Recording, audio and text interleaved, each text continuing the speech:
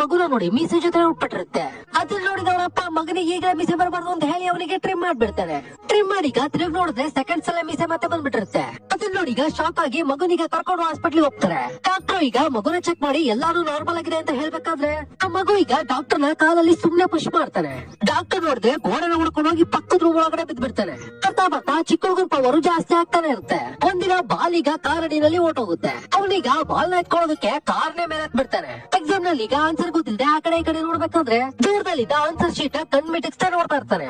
ಹಾಗೆ ಅವನ ಕಣ್ಣಿಂದ ಲೇಸರ್ ಬಂದು ಆನ್ಸರ್ ಶೀಟ್ ಸುಟ್ಟೋಗ್ಬಿಡುತ್ತೆ.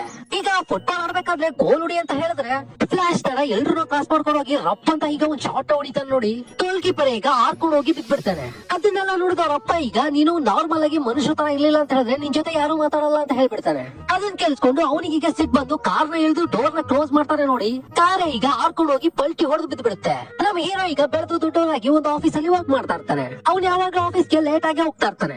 ಒಂದಿನ ಮ್ಯಾನೇಜರ್ ಈಗ ಅವನ್ನ ಚೆಕ್ ಮಾಡ್ಬೇಕು ಅಂತ ಬರ್ಬೇಕಾದ್ರೆ ಫ್ಲಾಶ್ ತರ ಮಿಂಚಿನ ಸ್ಪೀಡ್ ಅಲ್ಲಿ ಯಾರಿಗೂ ಗೊತ್ತಾಗ್ದಾಗ ಬಂದು ತನ್ನ ಸೀಟ್ ಅಲ್ಲಿ ಕೂತ್ಕೊಂಡ್ಬಿಡ್ತಾನೆ. ಅವನಿಗೆ ಏನಾದ್ರು ಬೋರ್ ಆದ್ರೆ ಅವ್ನ್ ಪವರ್ ಯೂಸ್ ಮಾಡ್ಕೊಂಡು ಪಕ್ಕದ ರೂಮ್ ನಲ್ಲಿರೋ ಹುಡುಗಿನ ನೋಡ್ಕೊಂಡು ಫೀಲ್ ಮಾಡ್ಕೊಳ್ತಾ ಇರ್ತಾನೆ.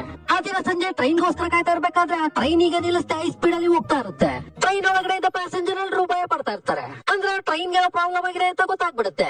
ನಮ್ ಹೀರೋನು ಈಗ ಫ್ಲಾಶ್ ಸ್ಪೀಡ್ ನಲ್ಲಿ ಆ ಟ್ರೈನ್ ಕ್ರಾಸ್ ಮಾಡ್ಕೊಂಡು ನೆಕ್ಸ್ಟ್ ಸ್ಟೇಷನ್ ಗೆ ಬಂದ್ಬಿಡ್ತಾನೆ. ಈಗ ಅಲ್ಲಿದ್ದ ಎಮರ್ಜೆನ್ಸಿ ಫೈರ್ ಹೌಸ್ ನ ತಗೊಂಡು ಅದನ್ನೀಗ ಒಂದ್ ಬ್ರಿಡ್ಜ್ ಗೆ ಕಟ್ಟಿ ಟ್ರೈನ್ ಗೋಸ್ಕರ ವೇಟ್ ಮಾಡ್ತಾ ಇರ್ತಾನೆ.